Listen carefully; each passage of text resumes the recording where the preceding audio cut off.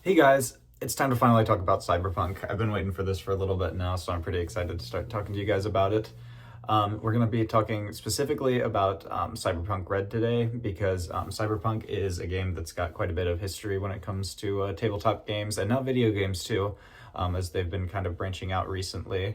And I want to talk to you guys about it. I've recently just started a Cyberpunk RED campaign, and I've been having an absolute blast with it. I've been GMing for it. I had to learn all the rules. There's a ton of rules to look through, and they're all pretty cool. I think it's one of the coolest RPGs that I've played. It's just like everything about it kind of like oozes that aura of just kind of like, that's really cool, man. And I wanted to share it with you guys today. So I personally have been having a lot of fun with Cyberpunk RED. I know I've been talking to my players, they've been having a lot of fun with it too.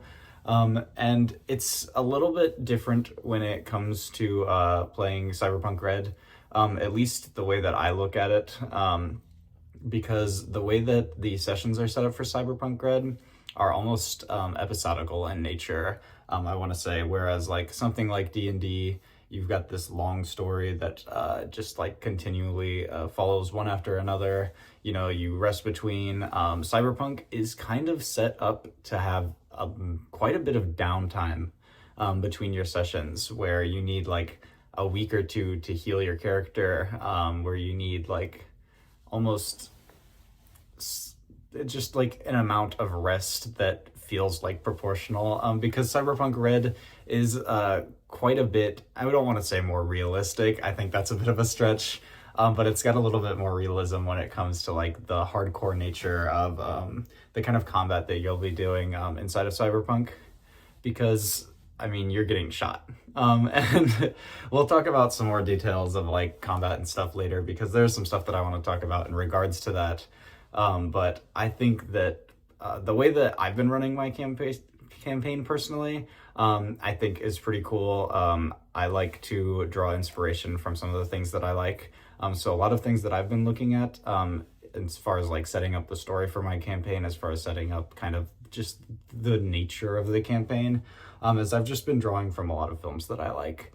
I've given at least like these first few sessions that we've been playing, I've been trying to give them more of like a Tarantino kind of just little twist to it, where I want my characters to feel like they are fully immersed in that world, even if it is a little bit ridiculous at times. We'll talk a little bit about that lately, because Cyberpunk is it has an insane amount of lore to it, and it's all just kind of interesting.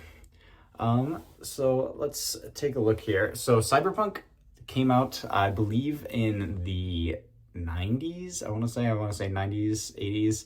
Cyberpunk started as Cyberpunk 2020, created by R. Tellerson Games. And Cyberpunk 2020 is quite a bit different than Red, and especially the video game Cyberpunk 2077. There's almost like a timeline there where you've got 2020, Red in the middle is kind of like a connector between the two, and then 2077 is the newest arc that kind of the Cyberpunk like story has been on a whole. And so I believe like as with the announcement of 2077, Cyberpunk RED was kind of like put in the middle to connect the two. And so Cyberpunk RED is a little bit different than if you've played the video game. If you played 2077, there are some differences, but the differences aren't like incredibly huge. A lot of it is just kind of the nature of the world that you're in. So Cyberpunk RED takes place in 2045, which is pretty soon after quite a few bombings. There's a lot of nuclear stuff, and so because of the general state of the world post-war, the sky turns red whenever the moon starts going down, the sun starts coming up. And that's why it's called Cyberpunk RED, because of all the nuclear debris in the sky and whatnot. And so 2045 leans quite a bit more into that post-war like scarcity, and it's kind of interesting because in 2077, You know, everyone's kind of like back to somewhat where they were in 2020, where corporations have this like huge, like massive gap above everyone else in the world. But in Red, everyone's kind of competing for the same materials because all of your supply lines are kind of breached. So Red feels just like a lot more desperate, no matter who you're playing as, no matter the story that you're trying to tell. Red feels desperate, it feels hopeless, and I think that's a lot of the fun of it too. Especially a lot of the rules in the campaign, and a lot of the rules in the book, they kind of lend themselves to that quite a bit, because you know you're looking at you've got like you know rent to pay, you've got to wait time to heal, you have to make money so that you can pay off different sorts of things. You've got your cyber psychosis, which we'll talk quite a lot about later, because I think it is the coolest mechanic in the game. I think it's so interesting. And I think that's the thing that really sets Cyberpunk apart, is your cyberware and your cyber psychosis. So I want to talk a little bit about that later. But overall, just like the general scarcity of Cyberpunk Red is so interesting because you don't feel like, especially not early on, you don't feel like you're this like unkillable like god that's kind of just running in, breaching everything, killing people, taking what you want, which isn't what you should feel like, especially because of the way that the combat can play out. You could be perfectly fine 1 second, and then you can take an attack and you can be near death or completely dead. It just depends. So you always just have to keep that in mind, that just like having that amount of ego can kind of just get your character eliminated immediately. And I think that's a really interesting way to punish it, especially given the kinds of characters that you're going to be playing in Cyberpunk. Okay.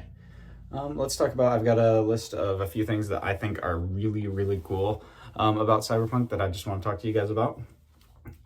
So first of all, the way that character creation works, I think, is so interesting, because you're not making characters based entirely around classes. Rather, they have roles instead of classes. And whereas like in D&D, you would pick a class and that determines your entire path, you can choose like different things as you level up to kind of like modify the way that you level up and the way that you are kind of scaling. Cyberpunk kind of only has this role that you get. And with your role, you get starting equipment. Sometimes, depends on the way that you make your character, you get starting equipment, you get skills, and then you get a role ability, which is the biggest thing that comes with your role. It's the only thing that affects you past character creation is your role ability. And your role ability changes depending on which role you take. Like there's medtech is one of the roles. You can play as a nomad, which are kind of like these Badlands. Think like Mad Max, like these car driving Badlands livers. You've got like a lawman. You could play as a corporate executive. And your role abilities are impactful in different ways depending on the role that you pick. So for example, I have a medtech in my party. And he's the only one who's really able to do surgery on people to kind of like fix any ailments that would be like above just kind of like a basic grade of repair. So rather than having to go to a hospital, he could try to fix it himself, instead of using something else or paying money or going somewhere else. Because he picked medtech, that's his role, and he gains access to the surgery skill, so he can do that, whereas other players who have a role wouldn't be able to. Whereas other roles could be like nomad, where as you level up, cars are really expensive, but as a nomad, as you level up, you get access to more cars, you get access to more upgrades for your cars. So where something like medtech has like an entirely unique skill, something like nomad just has access to a car, and typically as a nomad, you're going to be really good at driving that car. That's going to be like your thing. So it's kind of interesting the way that some of the roles are balanced, because you have, I mentioned lawman. Lawman gets access to just reinforcements from the law. So there's a very wide variety of role abilities. One specifically that we're going to talk about later is net running, because net running is so interesting, is the word that I want to use for it. I have many opinions about net running that I'll share later. because I think it's so cool, but it is just very strange. And yeah, we'll talk about that a little bit later. But role abilities are so cool. I think it's such a nice way to like, you can build your character however you want, but this is one thing that you are really good at, or this is one thing that only you are good at, or this is one thing that maybe you have access to that maybe other people wouldn't too. And it's just because you still have that role, you still have that little bit of flavor to help you just like kind of spark that character building process. I think that's a really nice way to do it, other than like having like, you know, full class setups. Cyberware though, you know, I said D&D, you level up and that is your class determines your progression, but in Cyberpunk, Cyberware is your progression. So as you can level up, and you gain access to higher level skills. So your rolls are a little bit better, and your roll ability you can also increase through level up, where it's not necessarily like a level up, it's more like a point system. But it's essentially a level up for skills. It just gets harder you can kind of spec more into what you want.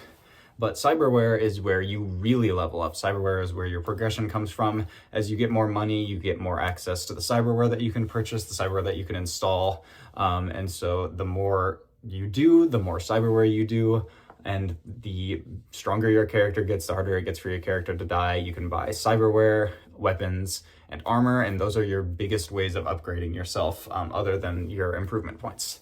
But what's interesting about cyberware is that you have this humanity stat, and each time you install a piece of cyberware, it takes just a little bit away from your humanity. It can take more depending on what the implant is. You know, the more you replace of yourself, the less your humanity gets. And as you install cyberware, then you start losing a little bit of that humanity, which you might need to roll for. And as your humanity keeps getting lower and lower, eventually you can slip into cyberpsychosis, which is a state of psychosis that's introduced through just kind of like a disconnect, like a major amount of dysmorphia in your body, because you are more machine than man. It is so cool. And as you gain this cyberpsychosis, as your humanity gets lower, then if you drop below a certain threshold, you have to talk to your GM, and you start displaying specific symptoms that you go out and you pick through. They've got like a list of actual psychosis symptoms for you, and then you pick out a few of those. As it keeps going lower, you pick out more and more. And eventually, if you hit below zero below zero humanity, then you lose your character. Essentially, another like hit point bar. So you have to manage that. You don't want to install too many cyberware, too much cyberware too quickly. And if you would like to gain humanity back, then you can go to therapy, but you have to pay for it. Or your med tech can do it, but that's entirely dependent on some of the med tech skills. But cyberpsychosis is so cool. This game, if anything, that you like, if you hate everything about this, the thing that you can take away from this is just that there is so much flavor behind your characters, behind the entire world, behind your cyberware, behind your character building. There's just flavor like everywhere for your character that you could want it. It's so cool. I love that part, because that's just something that I think that is like inherently like amazing for a tabletop game to have, is just like an amount of flavor that no matter what, like, you know, you hear Cyberpunk, immediately puts like an image into your mind. You understand exactly what you're going to be looking for. You understand kind of what to expect. And it's just, I think that's incredibly cool. So a couple of the cooler mechanics that I wanted to talk about. One of my favorites is called Face Off. You have a stat, your cool stat, that you determine whenever you build your character. And in order to do a face-off, you must, whenever you come into confrontation with an enemy, not like directly, like not physically, but you know, kind of like that standoff, you're like eye to eye, you both roll contested cools, and whoever wins has an advantage against the person that they beat. And I just think that's such a niche role to have, but it's such like, I don't know, whenever you get into that face-off situation, you're like, I'm cooler than you. Yeah, so I'm better than you now. And I think that's such like a neat role to have. Your exotic weapons are pretty cool. I haven't gotten into a ton of them yet because I'm still trying to balance the economy because it's something that you have to be very careful about in this game. But I know you can get like a fully automatic grenade launcher, you can get like a rail gun, there's stuff like that. The exotic weapons are just really cool. And I think that there's a lot of room for, creating your own exotic weapons, creating your own exotic cyberware. That's pretty cool as long as you try to balance it correctly. And speaking of balance, the economy is something that's very, you have to have a certain amount of balance to it, just because of the way that everything costs. You have to make sure that your economy is correctly balanced, or else your players are going to shoot higher to a higher level than they should be whenever you want them to. So it's something that's very easy to break, but it's something that, if maintained properly, kind of suits the game pretty well. Your combat, I think, is interesting. So Cyberpunk is a D10 system. I have a couple issues with combat, but none that I think are unfixable. And none that I think are like, you could play combat normally, and like it would be completely fine. I'll talk specifically about the issue in just a minute, but the combat is D10 based. What I think is really cool is that, your melee attacks are pretty similar to D&D. You roll, where instead of you're rolling to beat some kind of like specific number based on the person that you're fighting, you just roll against each other each time. So for melee, I roll my melee attack and they roll their melee dodge to try and move out of the way. And whoever wins either dodges or gets the hit. Melee pierces armor, which is something we'll talk about in a second. Melee pierces armor, and I believe half of it, which is pretty nice. So you get that advantage for, instead of like, it doesn't make ranged weapons completely overpowered because your melee is, cutting through some of that armor, which makes it really hard to do damage as a ranged character. And then, like I said, ranged is, it's pretty similar. Except your DC that you're rolling to beat, you roll your D10, you add up all your bonuses, and then depending on the kind of weapon that you're shooting, you have to beat a certain threshold because determined by the range between you and the person that you're trying to hit. So I think it's really nice because it's not something that like I have to figure out this person's DC in order to be able to hit them. It's more so just, if I roll bad, I don't hit because my character missed the shot. It's something that you can affect as well because you can kind of try to place yourself to play in an effective range for you. There is no opportunity attack, so you can move around freely, even if you're being attacked. There's also the movement stat, which is kind of interesting, where as you're creating your character, you get between 1 and 8 for your movement. And you move just that set amount of tiles each turn, which is pretty interesting, just having people that are inherently faster than others. But my biggest gripe with combat is the armor system. I think armor is fine.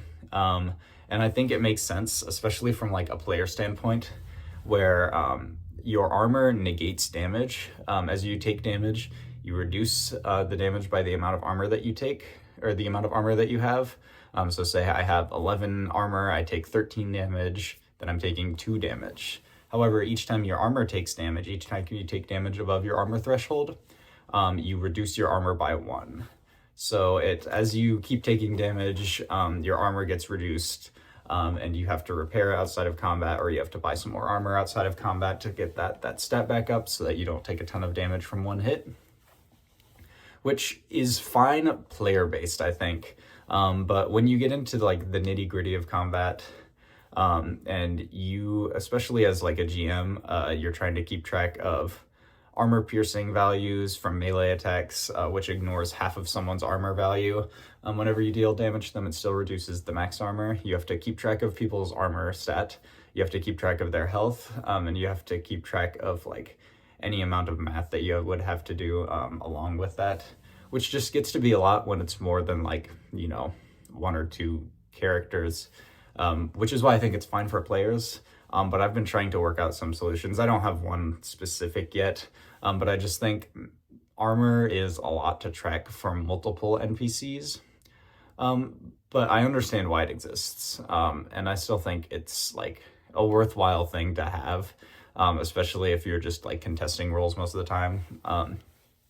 It makes sense that you should be able to invest in something that will keep you safer, especially because Cyberpunk, you only get one death save once you drop to 0 hit points. So you want to reduce that damage as much as possible because you never want to be down without dying, without like being able to get yourself back up, because there's a very real possibility of you dying because you only have to fail once.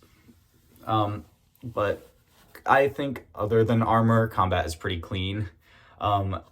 The next issue that I have with Cyberpunk, which is also like, I guess not really a big issue.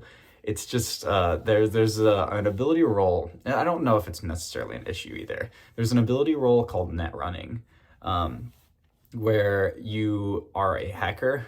So your whole the net in Cyberpunk is kind of strange, where it's not like the internet per se, but it's more so it's like a space that you can enter if you know how to. So as a net runner, that's your job. You enter the net, and then you are like, your consciousness physically moves through the net to try to find what you're searching for.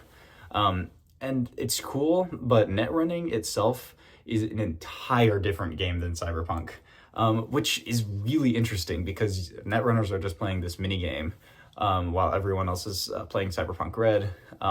But it's really weird to kind of balance interaction between net runners and characters who aren't net runners, because net runners are going to want to do this whole thing where you get into the net, you kind of want to get in and hack. It just takes like quite a bit of time to get through, where everyone else is trying to do something physically.